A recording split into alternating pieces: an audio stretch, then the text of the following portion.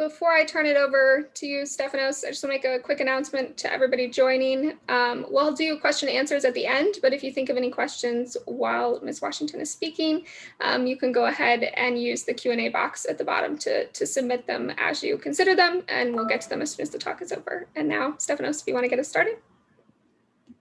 Thank you, Mary Beth. I'm Stephanos Polizoidis, Dean of the School of Architecture at the University of Notre Dame, and I'm very pleased and proud to be welcoming Roberta Washington this afternoon.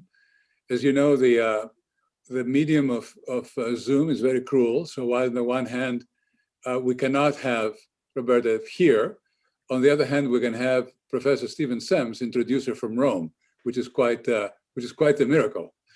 So we are in the process of trying to restart our preservation and resilience program at the graduate level. So it makes every sense in the world to have architects like Roberta talk to us about her ideas and her practice. We're very, very pleased and proud to have you. And Stephen, would you please do the introductions now? Thank you, Stephanos, very much. Let's see, I just lost there we are. If I could begin by just mentioning how I met our speaker. In May 2017, I was invited to give a talk in New York, sponsored by Landmarks West and other historic preservation groups at the wonderful landmark First Church of Christ Scientist on Central Park West. After the talk, there was a dinner at a nearby restaurant, and I remember Roberta Washington and I were together at the same table, along with the historian Michael Henry Adams and a few others. Now, 4 years later, I confess I can't say exactly what we talked about, but I do remember that I enjoyed our conversation and thought, you know, we should really invite Roberta Washington to speak at Notre Dame. When I got back to campus, I passed that suggestion along to my colleagues who manage these events. We had some distractions of moving into a new building, and the COVID crisis contributed to a bit of a delay, but I was delighted to hear that Roberta had been invited and would be joining us today, albeit remotely. For the last several years, the school has been planning a graduate program in historic preservation that is directed at training architects in preservation issues.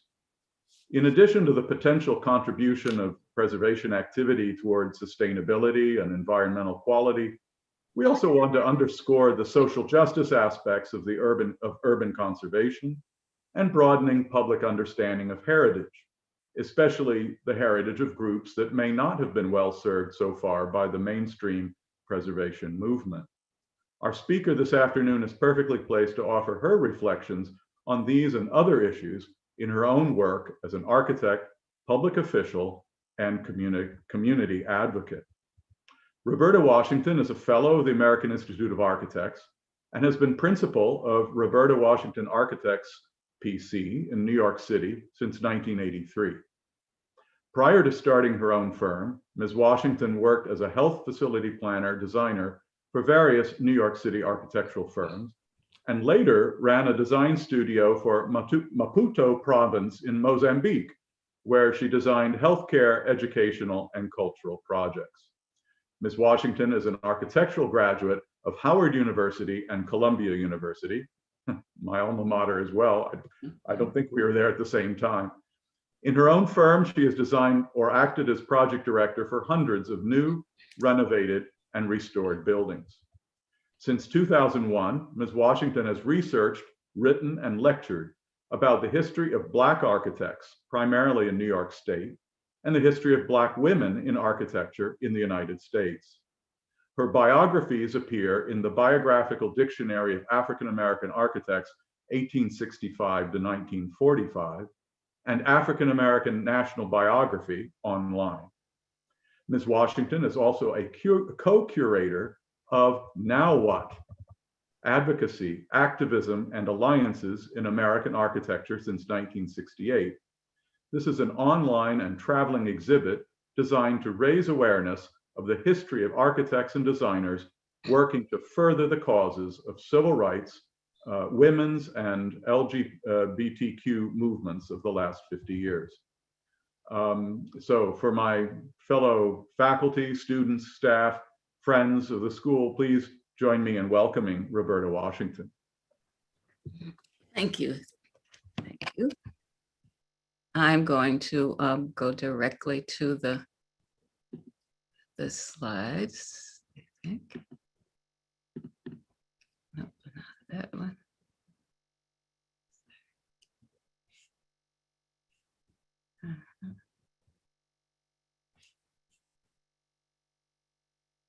The other one. Oh.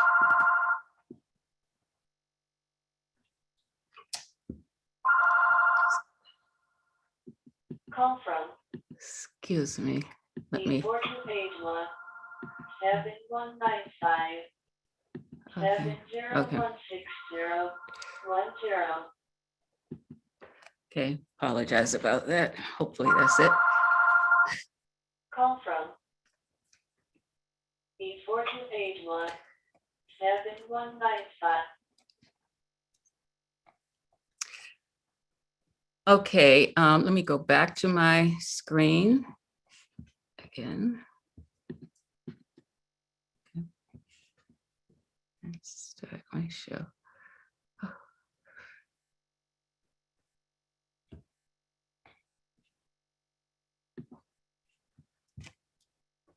So sorry about the distractions there. So I, as you know, am an architect, but I'm not a person who started off thinking about historic preservation. I thought about designing health facilities first, and only got into historic preservation because of where I lived, the kind of work I did, and what I saw around me. And I think that being in New York City was a major impetus in terms of like studying and wanting to know what the value of historic preservation could be. And so one of the things that inspired me was knowing about the history. And as you heard from my bio, I've always been interested in the history of Black Americans, especially designers, but also the idea of a city where there are parts where so many Black folks live, and yet so little is known about their lives before and what they're doing currently even. So I just want to take a real quick run back to just sort of look at Manhattan as an area and how we got to where we are. I'm now living in Harlem. I've lived here for years. I used to live in another part in the Lower East Side, but Harlem seemed like a place that was happening, and I wanted to see what was going on in this place. And so I've been here for a while, but I'm interested in how I got here and how other people got here. And so this is to not go back too far, but yes, there was a time when all New Yorkers in the city were living at the edge of the city, at the bottom tip of the land, right? And there was a time when African men arrived in Manhattan, and they too were where everybody else was, at the tip of the island. And little did I know when I first came to New York City that there were slave markets in New York. And when I heard that, I could hardly believe that. You know, it's like, how could that be? Not only how could it be, but how could it be that I'd never heard that that was the case? And so I was really curious about that part of the history of Manhattan too. And the fact that for many African Americans living in New York, they never thought, at least now in this age, they never thought about the idea of slavery here in New York City.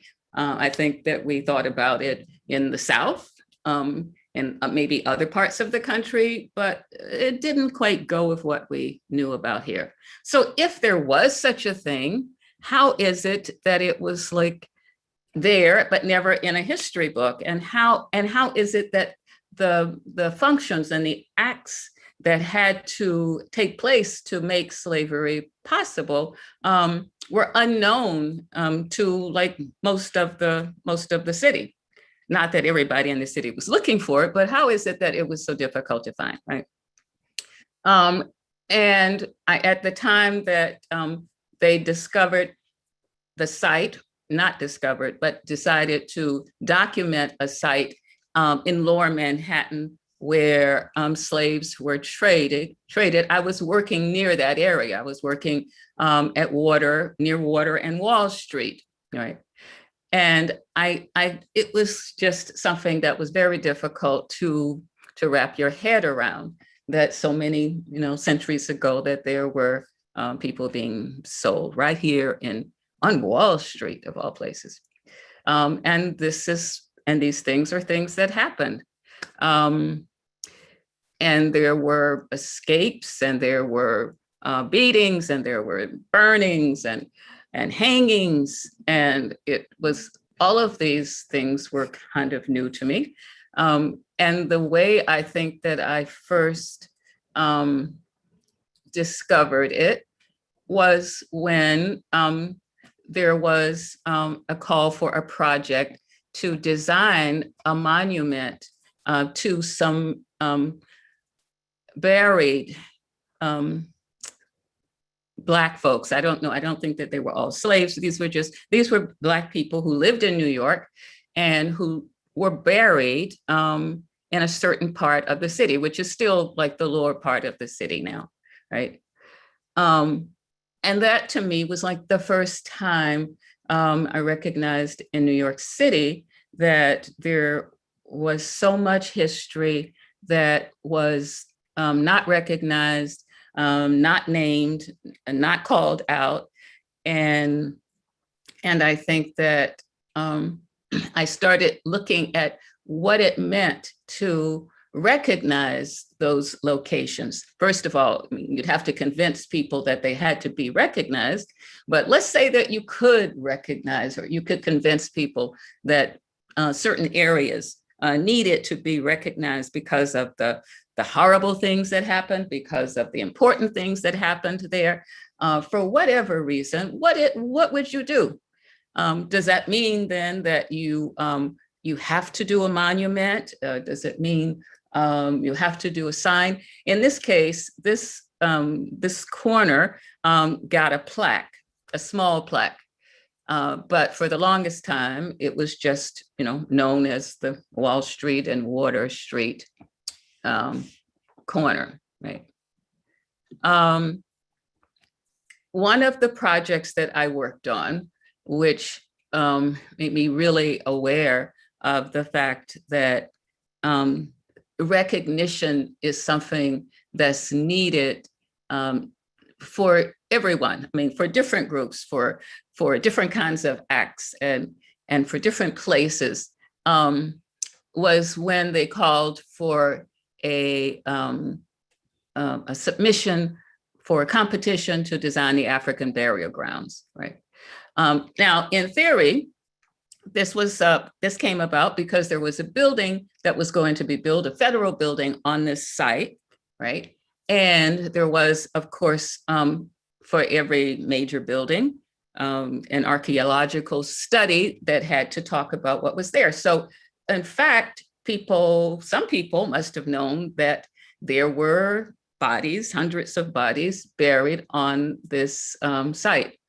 But for most of the population of the city, this is something that wasn't known, and it was a surprise. And when people found out, especially when Black folks found out, they definitely did not want that part of the building that was supposed to have been built on part of the land where the graves were found to be finished. They did not want that. And there were protests, and there were demonstrations, and there were meetings, and lots of meetings, and more meetings, community meetings, citywide meetings.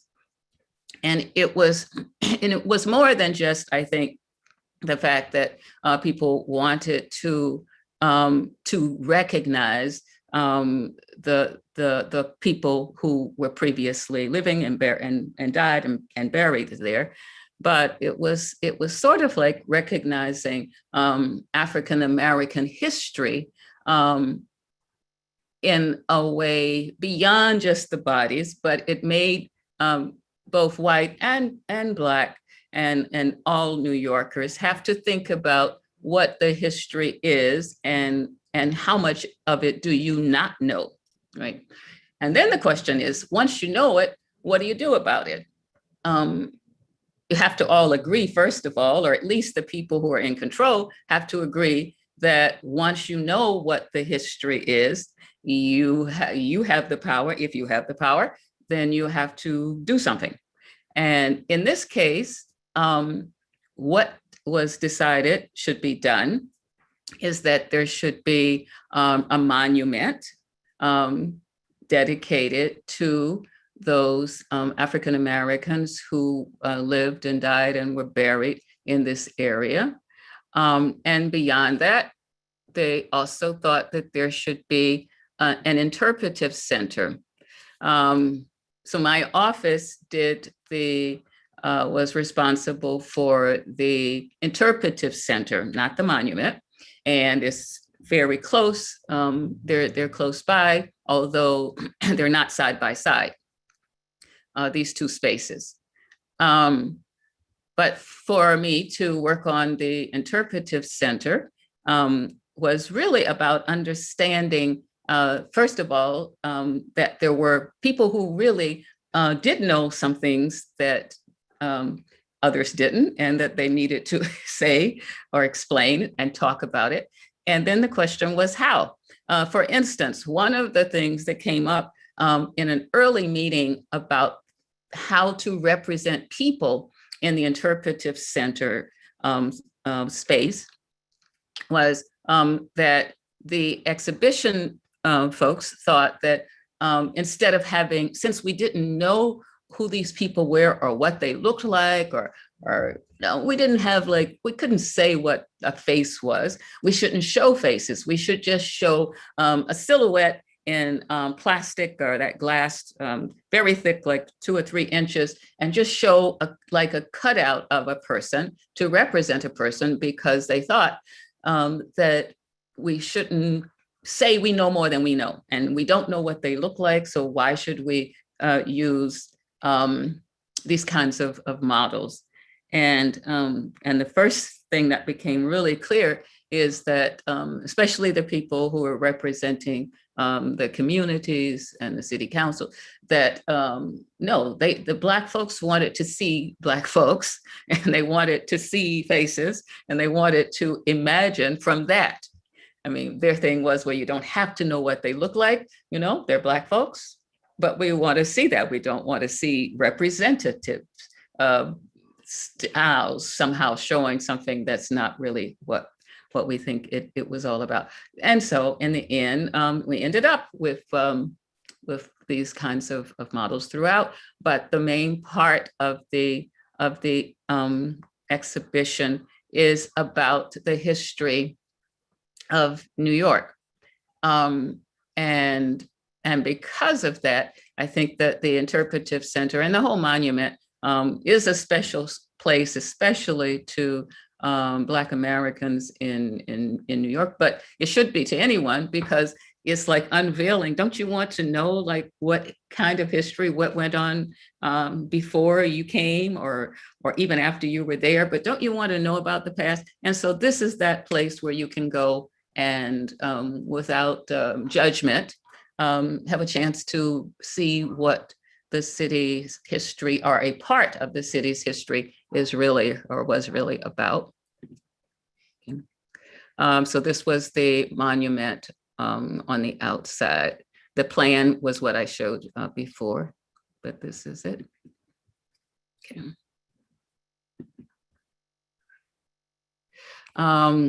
And one of the other things that I found out sort of early on was when there was a big discussion about what was happening, about someone was saying that Central Park used to have Black communities. And other folks were saying, oh, well, no, that's not true. And if they did live there, they were, they weren't really great people in terms of what they did and for work. I mean, they were poor, they couldn't work. And there were all kinds of stories, but basically no one really knew until someone did research on like historical tax lots and found out that people actually owned land, that Black folks owned the land that they were on, that they were the homeowners, and that it was a vibrant community, and it was displaced because of the Central Park construction. Now, it may be that this was all known at the time. It may be that at the time there was an understanding of who those residents were, but because, as sometimes happens, they may have had money for their property, but they didn't have the power to fight what was happening to them, and so they were displaced. So then, once you know this, here's a historical fact that some of us think is really important. Like, how does that get recognized? What happens about that? So that other people know. In the end, very little happened. They put up a plaque, but the plaque is like lots of very small writing, a lot of small writing, and it's not like enough to, I don't think, both celebrate and educate in terms of what that space is about. And so then I did go to some meetings where both residents and professional folks were talking about how a site like that should be recognized, what should happen, and who would do it, and how would it get paid for it, and what kind of, if it's not just a plaque, then what is it? And how important is it to recognize that? So all of those things are discussed. And those are the kinds of questions, I think, that lead some people, and primarily, I guess, lead some architects to think about what kinds of physical indications do you leave or do you create to discuss events of the past, either traumatic events or happy events. But how do you go about doing it, and who are the people who get to decide how you commemorate any event, right? Now, one of the things that happened, these are just things that happened that just don't have like a lot of plaques or information or even written about in history books, but you know that something important happened and something big, and people died in some cases, and it wasn't really nice, and you find out what the cause is, but then how can you're not celebrating this, but how can you somehow commemorate or discuss or talk about or remember that these things happened, and they happened in New York City, right? But at the same time, there were people, African Americans, moved uptown or to midtown, guess you could say, before coming to Harlem, which we're going to call uptown, I guess. And they lived in the 40s, in the 50s, and the 60s because they were moving just like everybody else was exploring other parts of Manhattan. And there was a time when Harlem was not townhouses and row houses, but then it was. This is my first project after I opened my firm here. And this was a building called the Hotel Cecil. And it was a project for the Vera Institute of Justice. And the idea was to provide about 103 single rooms for homeless individuals and it was on a site, 118th Street and St. Nicholas Avenue, for those of you who might know something about New York. But the important part of the building was that it was once the headquarters of jazz. There was a nightclub called Mitten's Playhouse that existed in the 40s and the 50s. And there was actually a movie. I saw that there was a Frank Sinatra movie, or something was staged here too.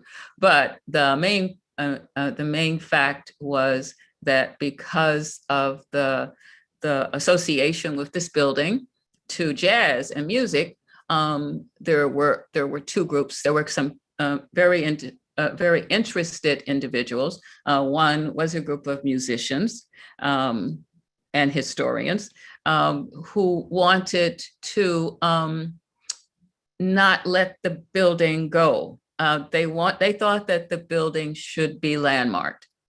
And that was the first time I actually got involved in landmarking or working on a landmarked building as such.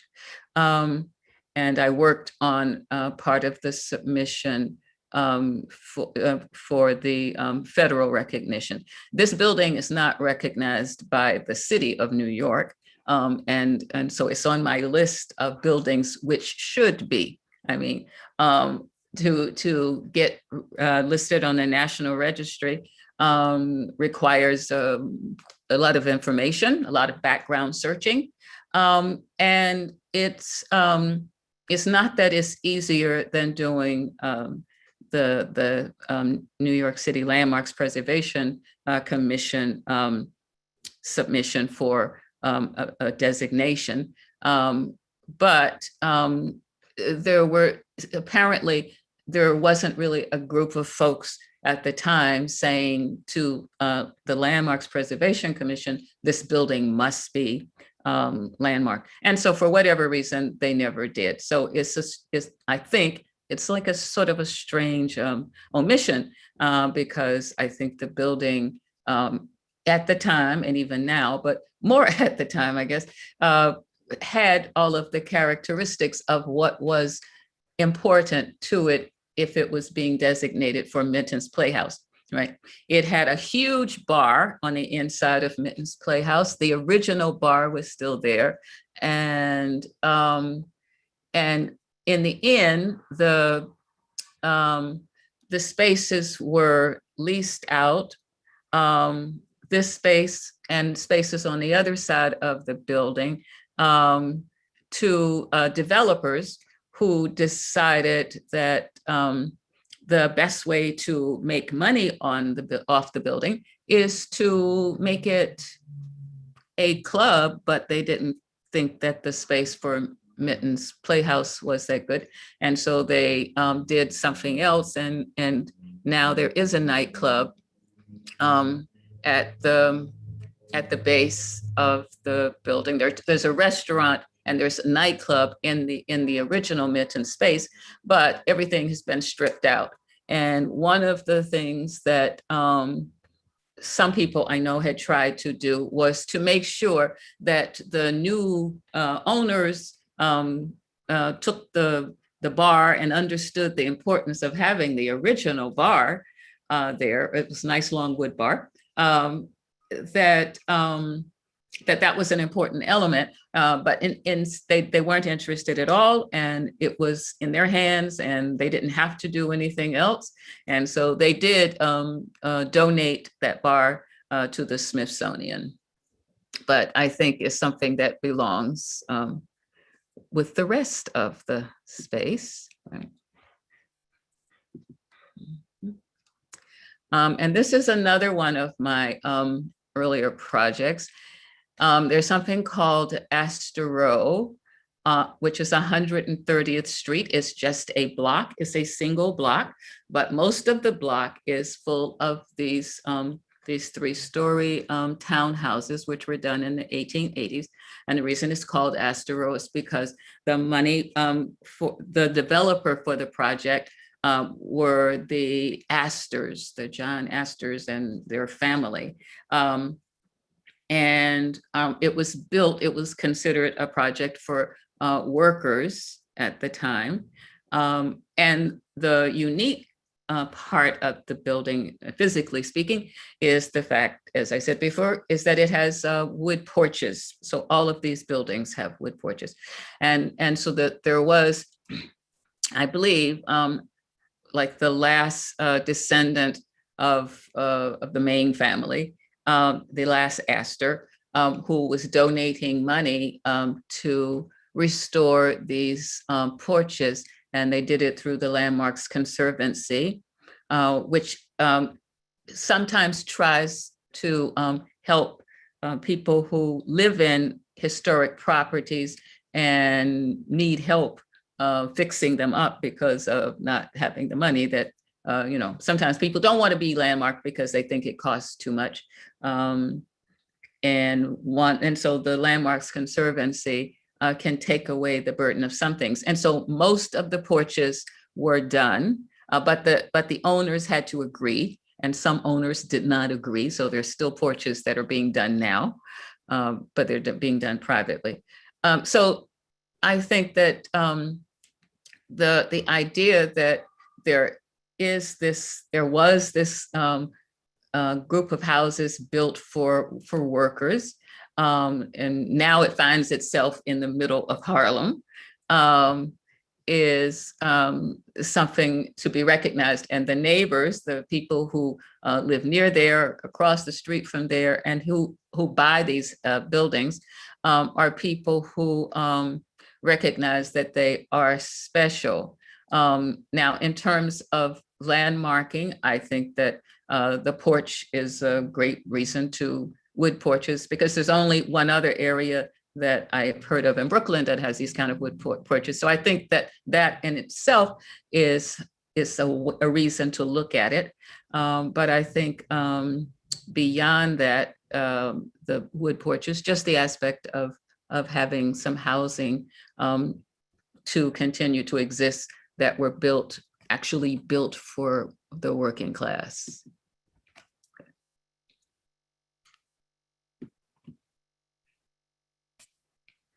And this is a theater project that I did, which was a theater on Fifth Avenue opposite Central Park. And it was a theater that has been, since it was constructed, combined with a Hispanic community center and an art gallery. And so the work here was to transform what was a really important theater into a usable, functional, good-looking theater again. And so some of the things were small but important, like the light fixture up in the ceiling. So before we started, that light was just the way it is, with the part hanging down. I think it's electrical piping or something. But what we did was to put air conditioning in, and to change all the wiring, and to change all of the other appendices that would interfere with the clean vision of the theater. And this theater also had, as I said before, a gallery, and we also worked in the gallery. But the Hecksher Theatre project was important for a community, the community that had served for like over 80 or 100 years. And so it was an important part of New York City's fabric. This is Central Harlem. This is a shot of a street in Central Harlem, historic district. And this was a district that I never thought would get recognized, get a designation, because they did all of the fancy, they did all of the districts with the nicest brownstones and with the most uniform kind of facades first.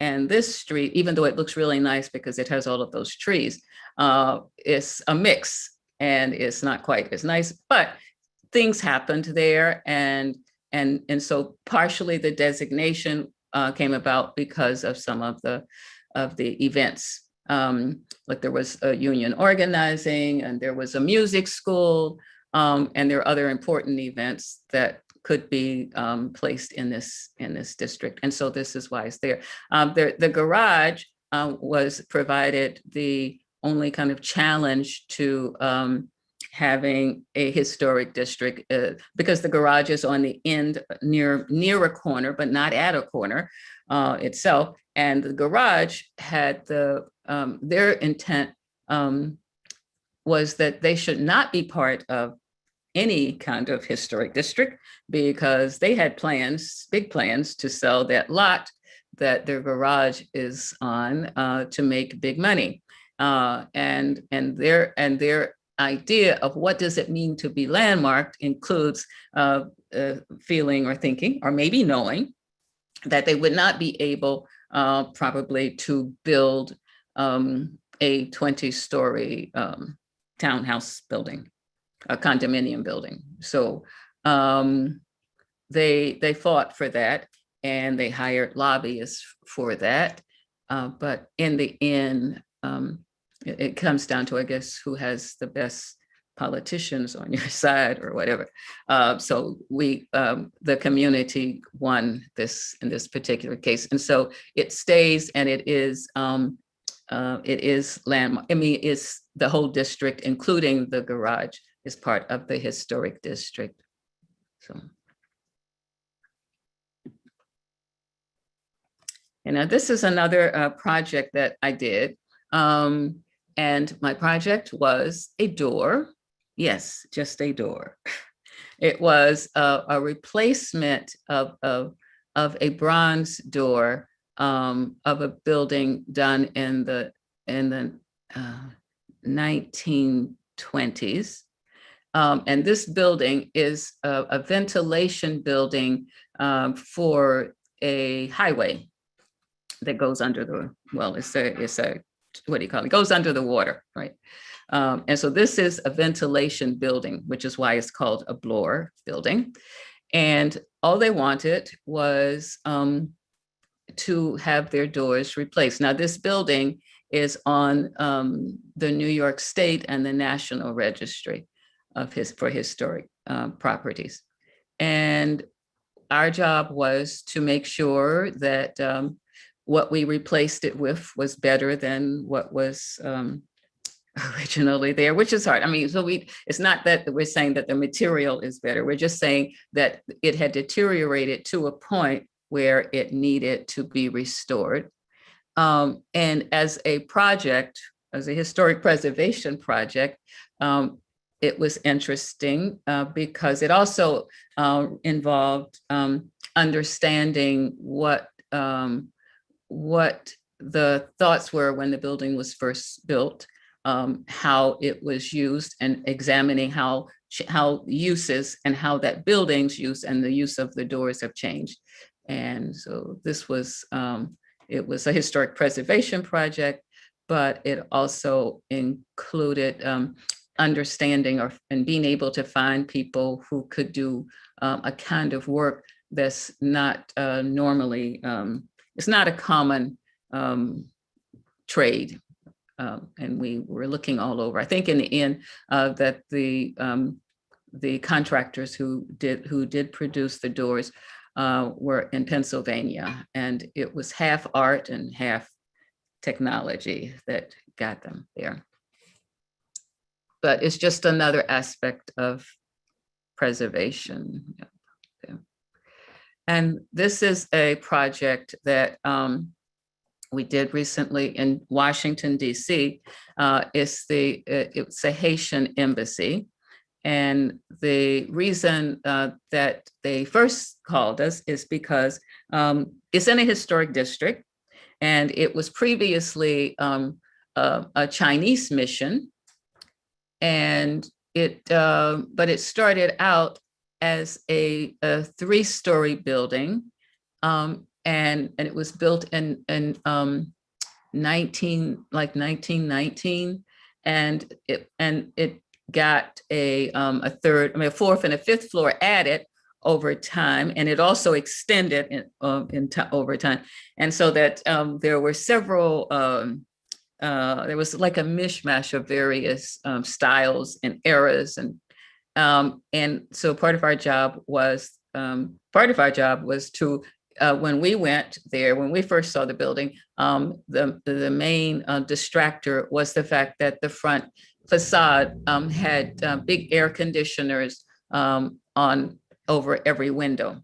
And so then they wanted to get rid of that. And so to get rid of those, we had to do, and so it became an air conditioning, installation of air conditioning system. So central air was installed. In some places it wasn't possible. And so we have other types of air conditioning, but mainly the intent was to free up the building front so that it could look like what was originally intended, and to also restore the spaces which were possible to restore after doing that. But we did remodeling of other things too. We did do over their kitchen and over their offices.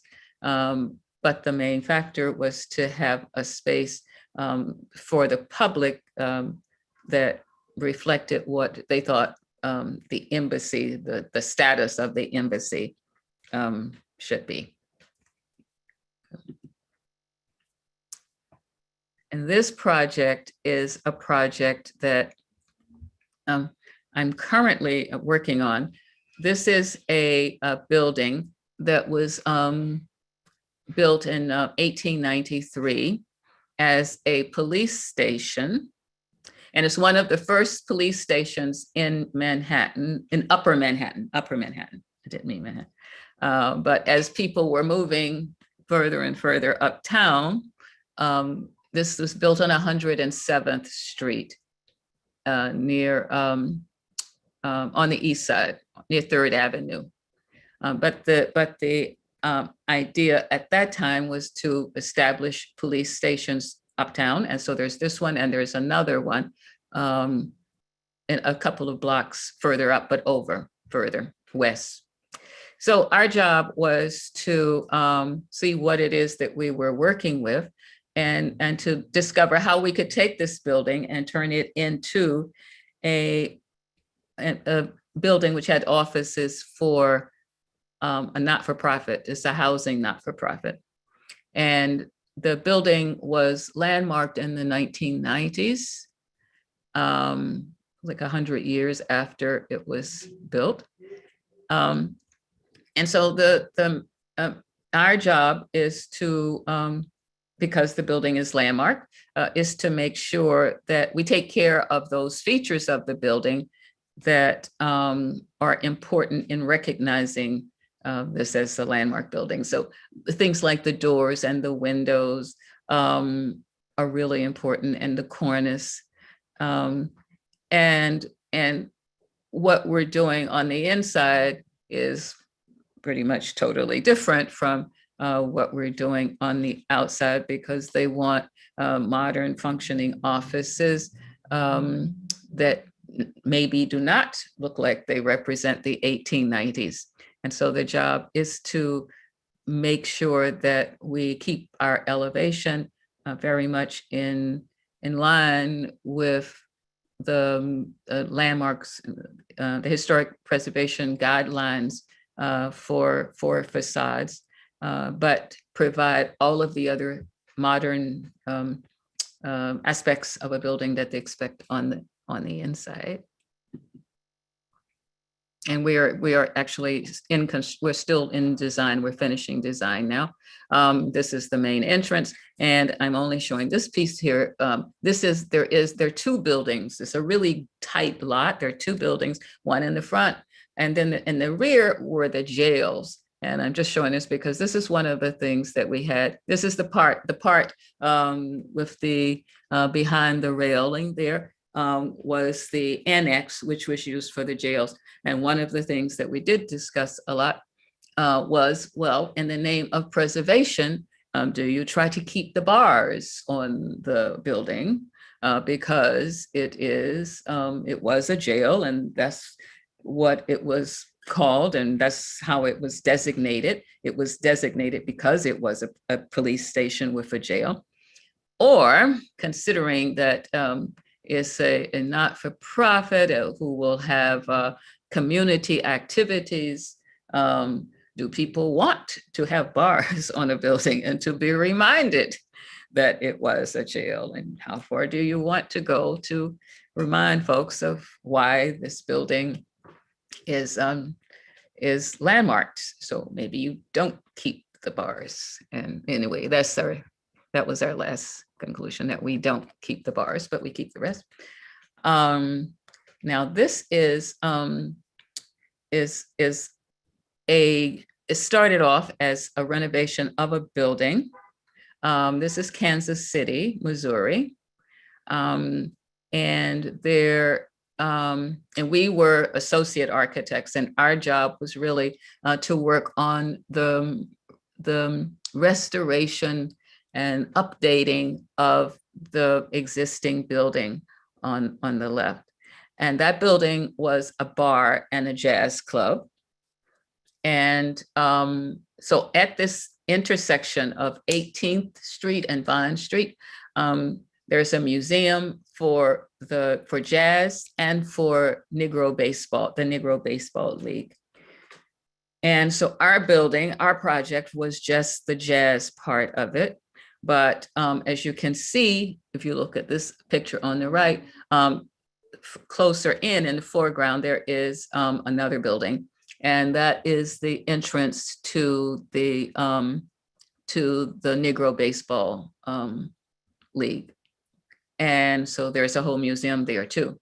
And this project was important to residents in Kansas City because primarily because they wanted to recognize the fact that the Negro Baseball League folks were there. So they wanted to say that they were there. And so they honor some of the leading Black baseball players in their building. And there's a connection, a physical connection between the jazz club and the baseball museum. So you can go into either and get to the other. And so this is the modern day jazz club. So it has the same dimensions, size as it was before. So it has been restored. And now it also has a jazz museum. Inside the museum, where there's the bar. I mean, the bar has there's a museum and gallery connecting and going from there out to the corridors and then towards the Baseball Hall of Fame.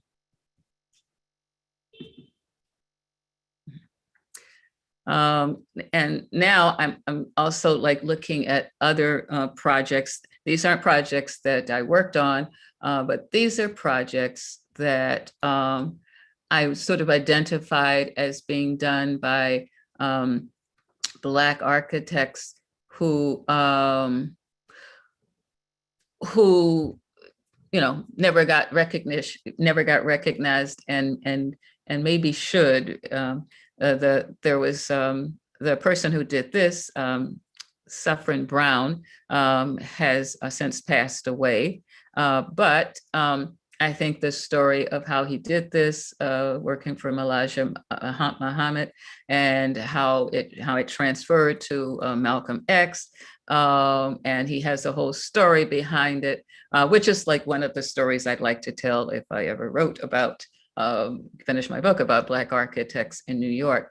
Now, he wasn't technically an architect. His degree and his license was engineering, but he did do architectural work, and he did do the design, although he had to get someone else to file it for him. And so this building is no longer owned by the national Nation of Islam, but it is still there, hasn't been torn down yet, and it does represent an era in Harlem's history when the Nation of Islam was really important. And I think it's an icon, and people always ask who did it. And as you see, I guess they sold some air rights, so they have lost part of the space over their building. But it's still there, and I think it's something that should be recognized. Maybe should be recognized because it's an icon, but I just think that it's been there for so long, and it had a meaning, and it has a story, and we should consider it, I think. Now, some of the buildings that I think still need to have landmark protection are buildings that were built by Black architects, and there are not a lot of Black architects. There are only a few who have these buildings that are still standing, and so I wanted to at least mention these two.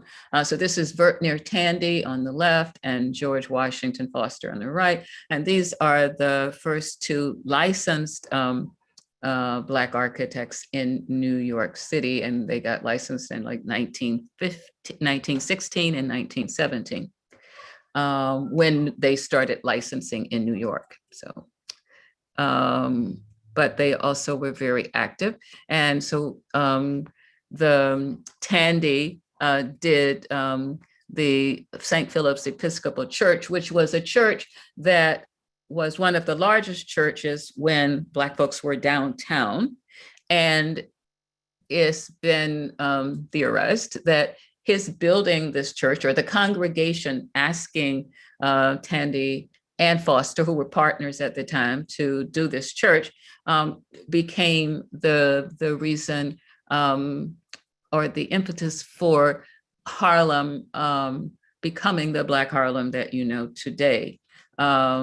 And it was at that time a very different Harlem. There were hardly any Black folks, and they all stayed like way on the east side. And so this church and some apartment buildings that belonged to the church were restored.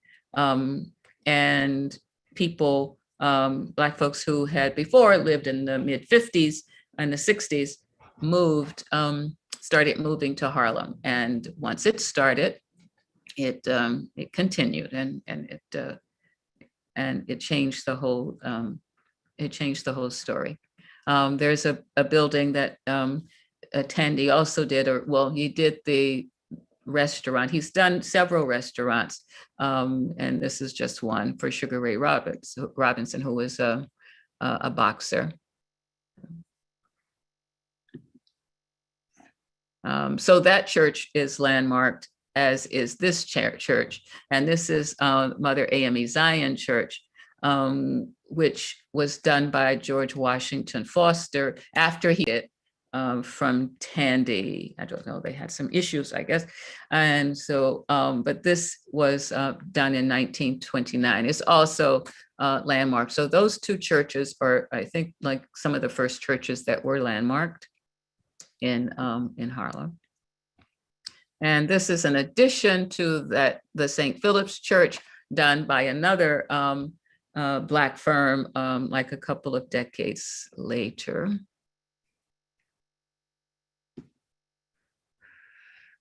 And these are other projects by Tandy. And Villawawa, this on the left is a building that Madam Walker owned, and her daughter used after Madam Walker's was deceased. But it was two brownstones that he combined, and it was torn down to, it's now that space is now a public library, but one time it was there. He also did a building for Madam Walker in Purchase, New York. And this is it. And it was a grand building, and she had money. And some people say that she was the first millionaire. She was the first female American millionaire, white or Black. And she was selling hair care products. And so she had money. And this is on the National Registry. This is her house with 34 rooms and gardens and pools and all of the things that make a rich person's house stand out. And this is a project by Tandy that's in Harlem, and it's a lodge. And it was where it, as a building, it is like okay, but one of the reasons that people celebrate it is because it's where A. Phillips Randolph, who was a union leader for the Pullmans, the men who worked on the train, the Black men mostly, who worked on the train, formed their union. And so this building has that feature. But you know, it's also one of Tandy's buildings, and it's lasted a long time. It served its purpose, but still, I think that it's the building that I would like to have. I would like to see landmarked for both the architect and the use of the building for important events. And this is a building that is also a building that Tandy designed.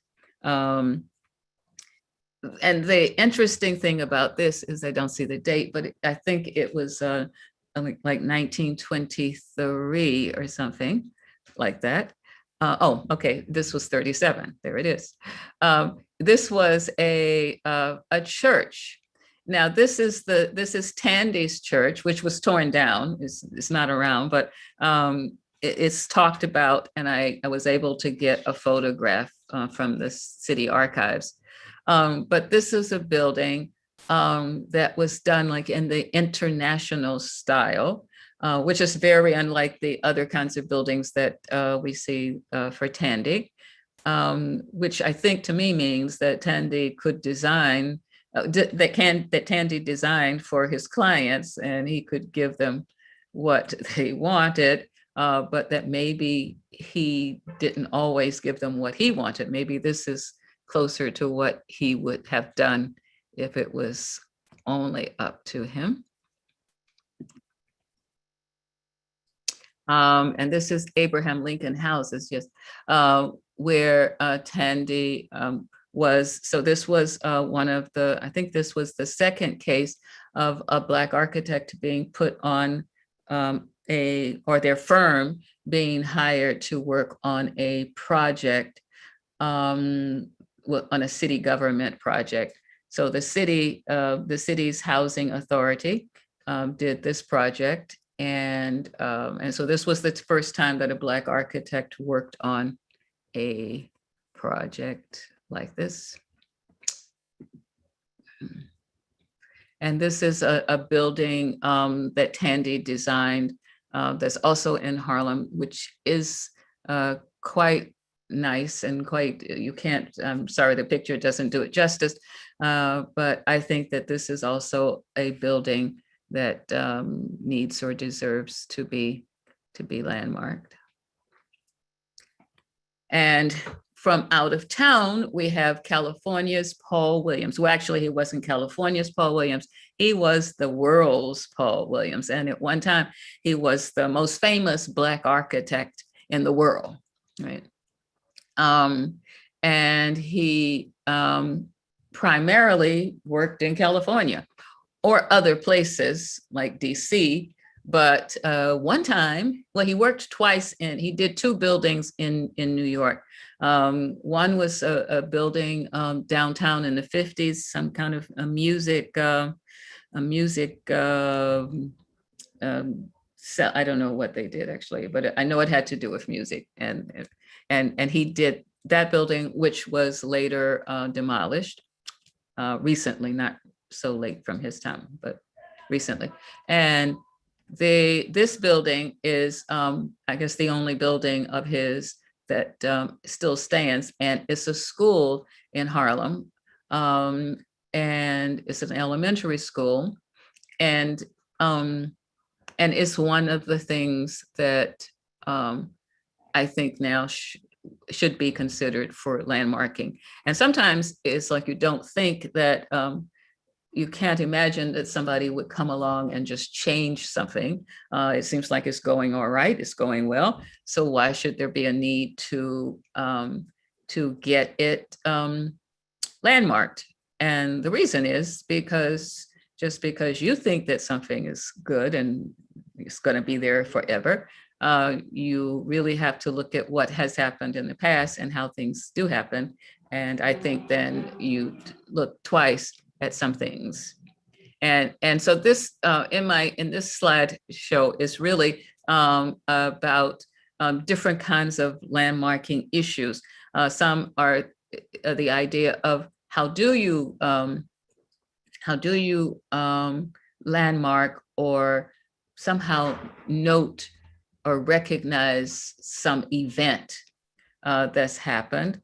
Then there's the whole idea of if there's a building for some reason that you think should be landmarked or should exist beyond whatever the normal time for a building is to be changed. Maybe that's 80 years, I hear, 50 years. But you should really think about the future of buildings that you care about and that you think should, for whatever reason, continue to be. This is a piece of art that's in the main lobby of that school, and it's big and beautiful and all of that. And this is John Lewis Wilson, who is another Black architect, and who was, I think, the second Black architect to graduate from Columbia University. And he was the first Black architect to be named to a city housing project. And I think this one was 1930 something. So it was the very, very first, well, it was the second. The first housing done in New York City by the housing authority was called First Houses. So that makes it easy. But this came after that. And it followed, although people don't always say that one is associated with another, but it did follow the mayor's convening of a committee to analyze a riot that had taken place because some Black residents were upset that they could not spend their money in the stores, and they couldn't work in the stores. They could spend their money on certain things, but they could not work in the stores that were on the main street. And so there were some demonstrations that didn't go, probably as planned. And so when they did their findings and the mayor's report, one of the things that happened right after that was that John Lewis Wilson was appointed to be one of the 6 architects building this new project. And the new project was Harlem River Housing, which was done in 1936. And it was done at the same time as a similar project in Washington, D.C. That Tandy did work on, and that Paul Williams also worked on. But that one was with Hilliard Robinson. So this was an important step. And these buildings, I believe, are protected already. But here's one that's not. This is another building done by some Black architects, and the first Black architects to do like a high rise on and it's only, I think, 22 stories, but it's still like a high rise for Harlem. And it's on a main street in Harlem.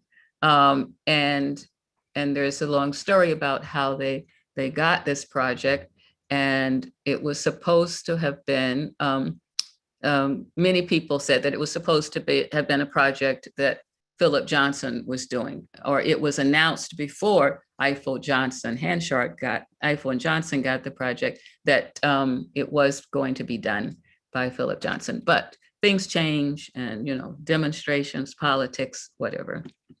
So he did this. And this is the Audubon Ballroom, where Malcolm X was killed, was murdered.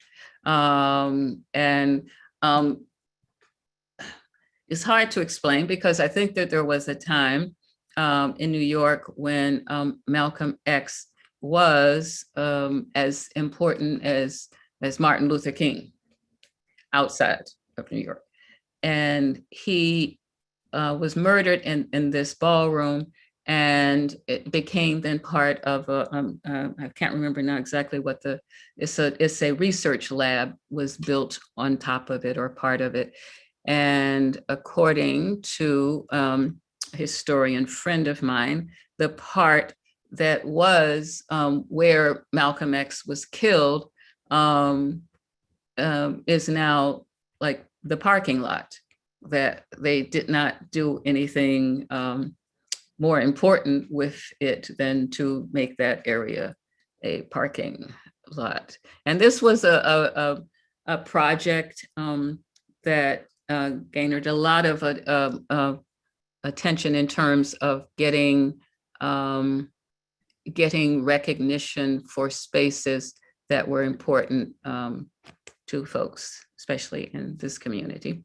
Lenox Lounge is just the story of one of the nightclubs that was most famous during the Harlem Renaissance, that disappeared a couple of years ago, and is replaced by this bank here.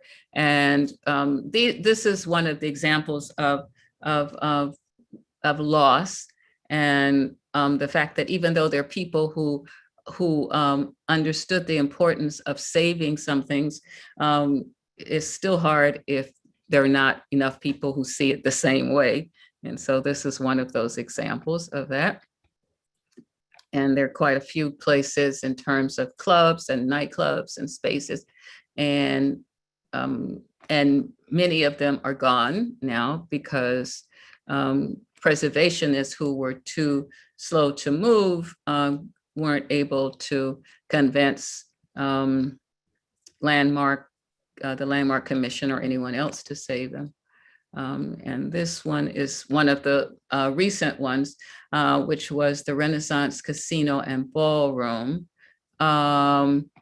which was a big fight, and which Michael Henry Adams, who was mentioned earlier on as a preservationist, he sounded the alarm, literally sounded the alarm by marching up and down in front of the Renaissance Ballroom with a big blowhorn saying, "Save Harlem now." And he would go on, and he got into some trouble because some people reported him for noise or whatever, and because they were sleeping or trying to sleep on Sunday morning. Anyway, my very first day on the Landmarks Commission, this project was being considered for landmarking. And it was a big room of important people, Black and white, who came to talk, to tell the public and to tell the commission, you don't have to landmark this building, because if you landmark it, it'll be it costs us some more money. It'll make the cost of renovation more expensive, but you can trust us, and we will make sure that we keep the building as it is. we will restore it, but don't make it official. We don't want anything official. And they sold that. I mean, they did have important people. There were quite a few important, including a past mayor and a very important Black architect who spoke in favor of trusting and not, I guess, not verifying. Anyway, in the end, it didn't quite work out, and the Landmarks Commission did not landmark this building, did not calendar it to be landmarked. But instead, they did trust that what the developers and the owners, which was part of a church, said about how they would protect and look out for this building. And that should be like the last lesson that we have to have of this, because in the end, they immediately, they got developers who said that the building was structurally unsound, even though I myself went there to look at it. It didn't seem unsound. It could have been worked with, but they thought that the only thing that they could do, they said, was to tear it down. And so now it's not low income, not middle income, which was something else that they mentioned when they did their presentation. But it's pretty ritzy. It's not cheap to live there. So now they have condominiums there, and I think that that is part of the lesson. And that is that sometimes it's difficult to understand how why something can't be landmarked when that may be the only way to save it. And you really do need to decide, like, is it worth saving? And of course, there's lots of disagreement, I'm sure, about that. But yeah. And these are just some other buildings that are important and so far have not been landmarked. And so sometimes you're just depending on the owners or the owners as the caretakers to do what's right. And sometimes they do. And so it seems that they are so far. You just don't know how much longer.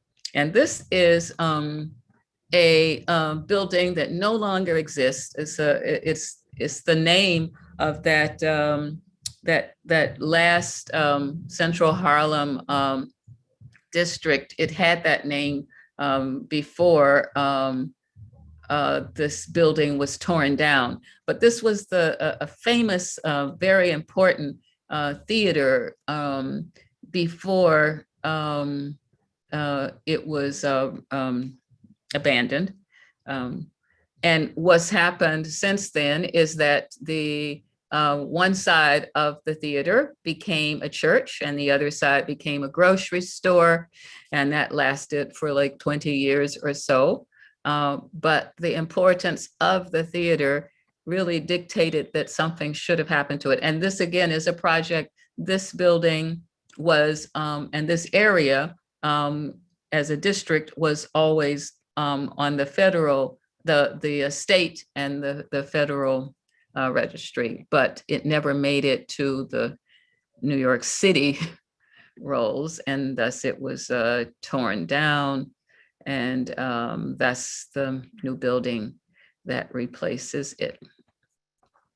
And just one other thing, now the whole idea of African burial grounds, they're all over.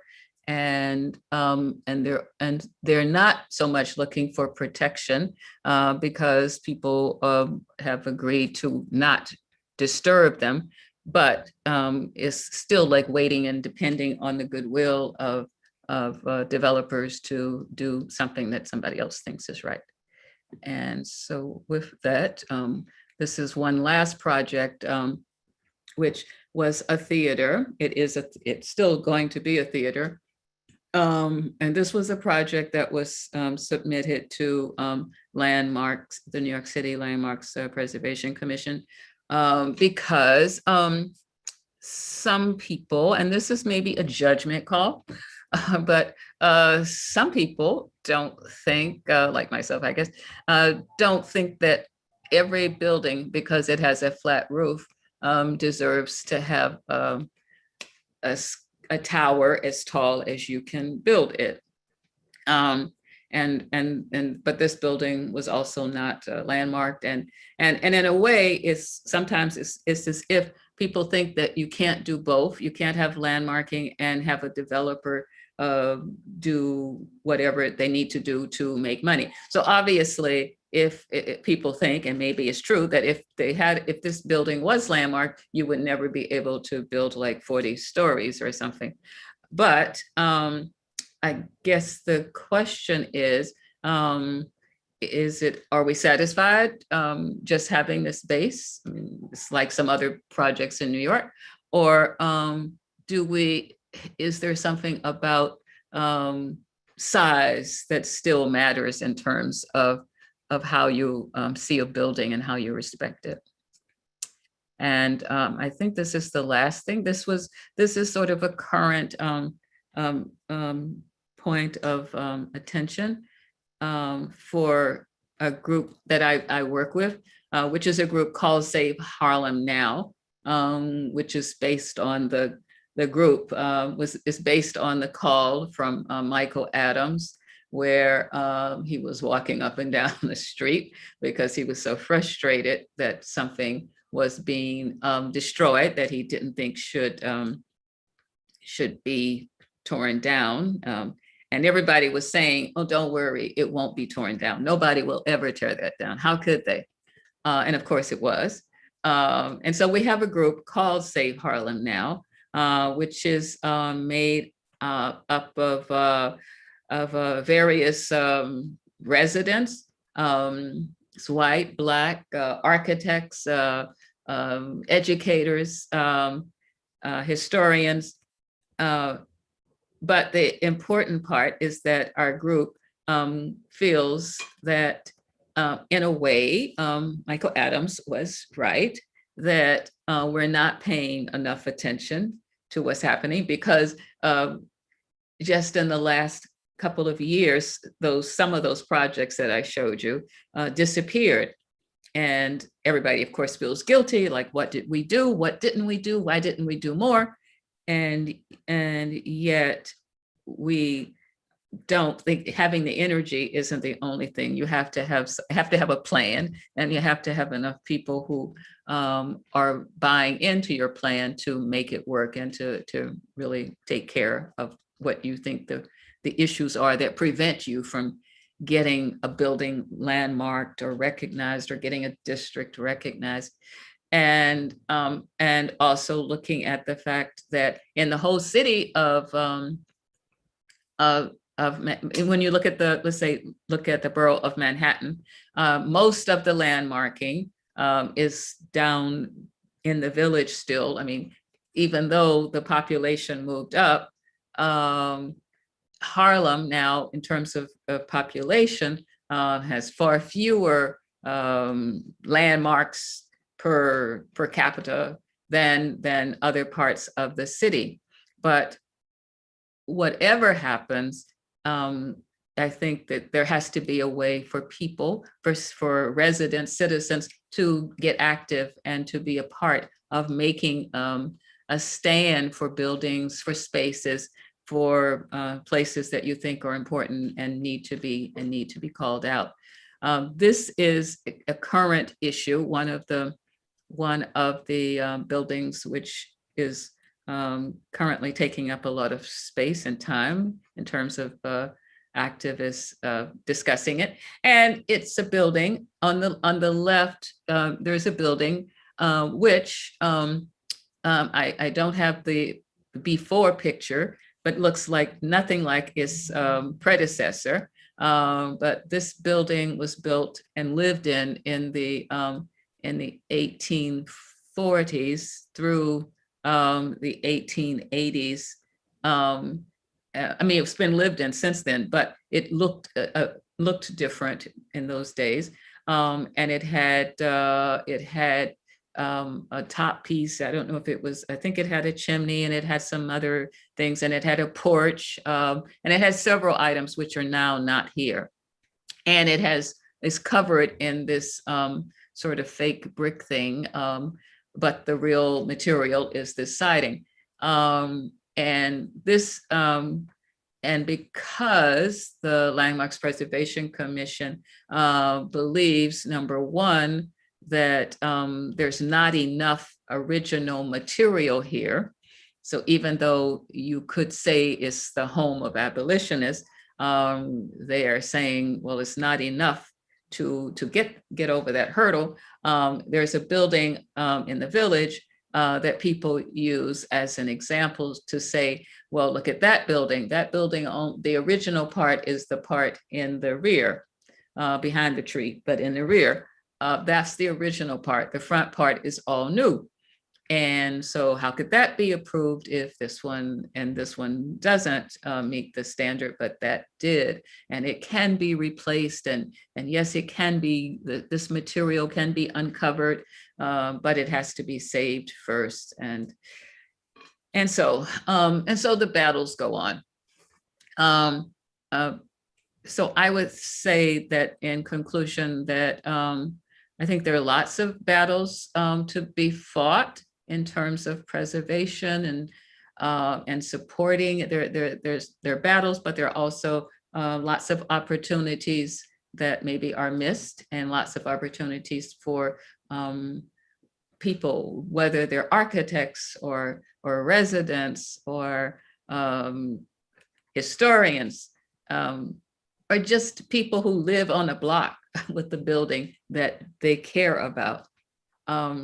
There must be a way for them to say what it is that they want and to participate, but they have to take the first step, and they have to either singularly or as part of a group, not be afraid to talk about what you think needs to be saved and how to save it. And I think that there is a way to look at historic preservation so that we can all see where our place is in it.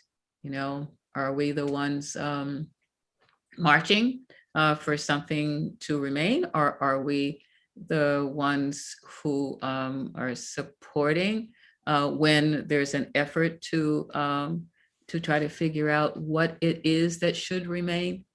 And so I think that for me, the bottom line is that for all of us, preservation is a serious issue, and it has to be a personal issue.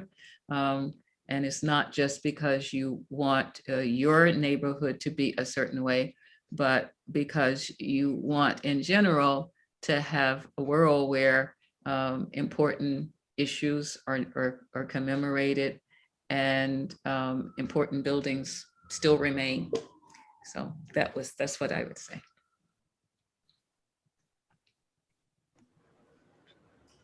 Thank you very much. We have time for just a couple of questions. And I have the first one is from a member of our audience, Hugh Campbell. Yeah, I was so excited to see this because Roberta and I actually worked together over 35 years ago. I came out of Notre Dame and went to work, and Roberta and I were working together. Yes. So it's just terrific to see her. Roberta, I wanted to ask you the issue you talked about. You touched on it. It seems like we're damned if you do and you're damned if you don't when it comes to landmarking. Do you feel that landmarking kind of pushes gentrification onto projects? You know, like when you talked about the Astor houses, it seems like once they became landmark, they would become unaffordable by the people in the community, you know? Yes. As opposed, you know, is there another solution? Can we not find ways for the communities to kind of support those kind of projects rather than turning it over to the city tax programs and things like that? This seems to happen so often in projects. No, this is, well, that is a real problem. There is a frequency or tendency for the fact that something is landmarked, and I actually saw a study. There's a scholar who's done a study about the relationship between gentrification and landmarking or being an historic district. And it does, to some degree, carry a price tag with it and make it a little higher. But I don't think I figured out a way to get around it just yet, because I've been talking to people, and this person who did a presentation a couple of weeks ago about that very connection feels that it's difficult, as we know, to overcome that, because on one hand, we do want development to happen. If you live in an area, you want your property to be worth more. But at the same time, some of the residents aren't able to afford to stay there. And so it's not quite figured out. So I don't know. I'm just saying, I don't know the answer to that question, but I'm thinking about it. So I don't know. Well, great to see you. Good to see you. Thank you, Hugh. If anybody else has any questions, you can put them in the Q&A box down at the bottom. In the meantime, I know that Professor Stems has a question. Thank you, Mary Beth. Roberta, thank you so much for that presentation. And I'm glad that we have a mutual friend in Michael Adams. I know he's raised some eyebrows because he isn't afraid to sort of step out of line and raise his voice. And I guess we need more people like that. Something that I've been thinking about that I wanted to hear your reflection on. I'm very interested in a lot of the issues about different architectural styles. And one of the things that impressed me in looking at the work of the architects like Tandy and Paul Williams and the others that you showed is that they were very, like many architects in the 1930s, they were very fluid in the styles that they used. They would use a style, as you suggested, maybe because the client liked it or because it was a church versus a bank versus a school.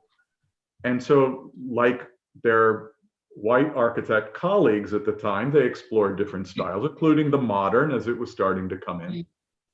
And so the question that now comes in my mind that is sort of fascinating to me is, as Black architectural heritage becomes better known from obscurity, as it becomes more familiar, both to the Black community and beyond, do you think there's an opportunity to kind of decouple architectural style from the perception that certain styles belong to certain communities?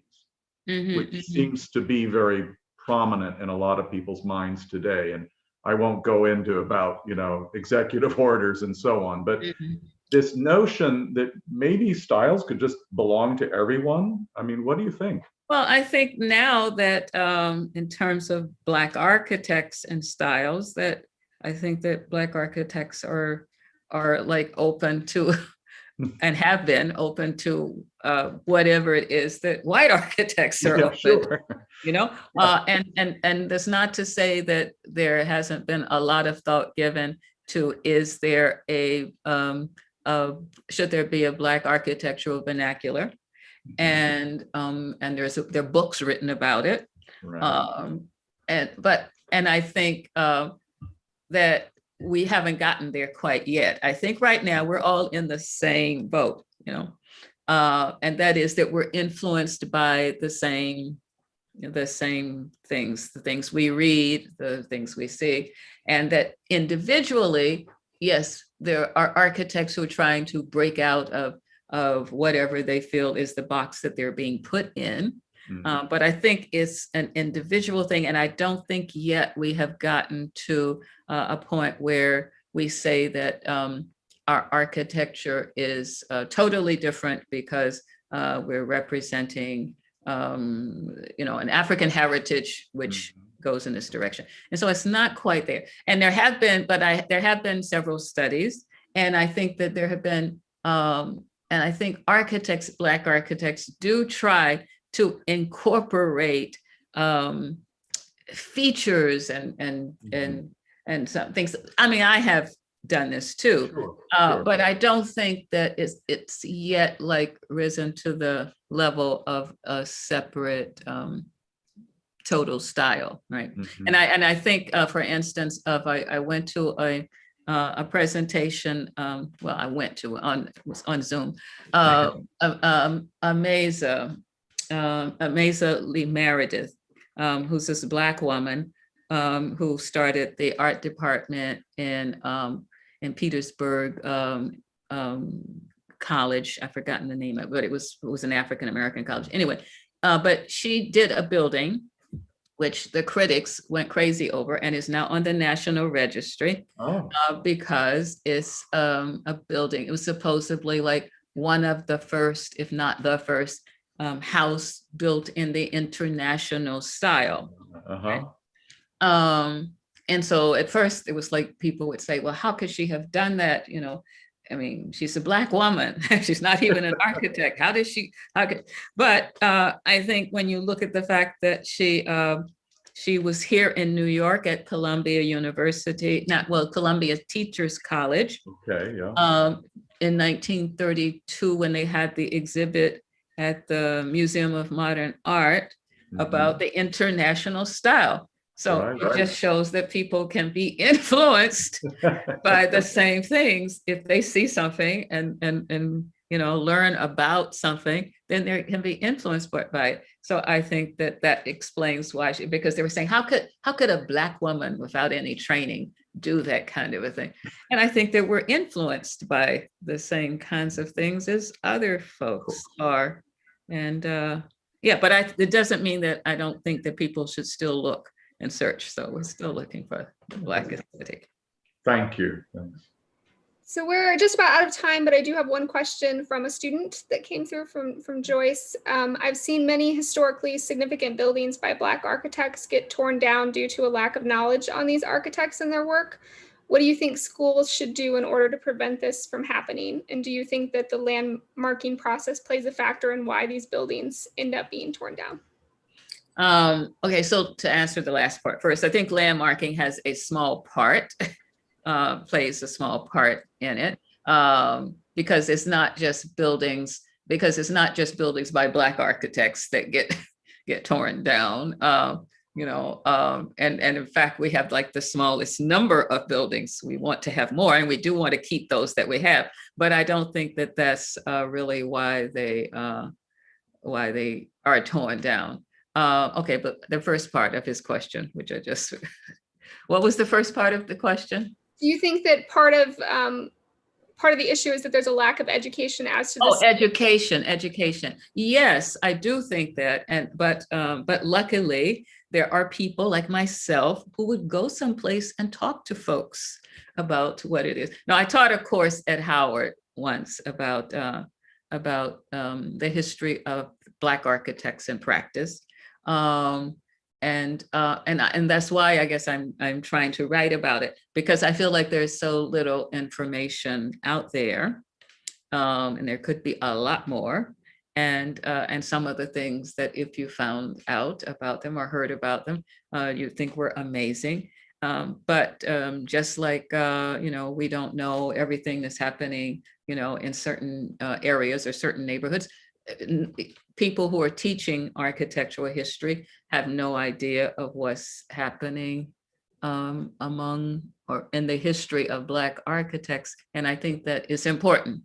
But where would you get it? You'd have to have a book. And there is a book by Drake Wilson that's a good starters and a good book for starting.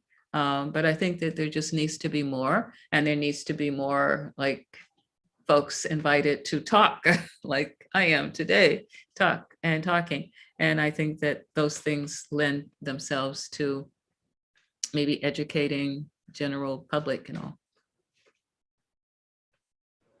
All right, thank you. That's all the time we have. Stefanos, did you have any closing comments before we go?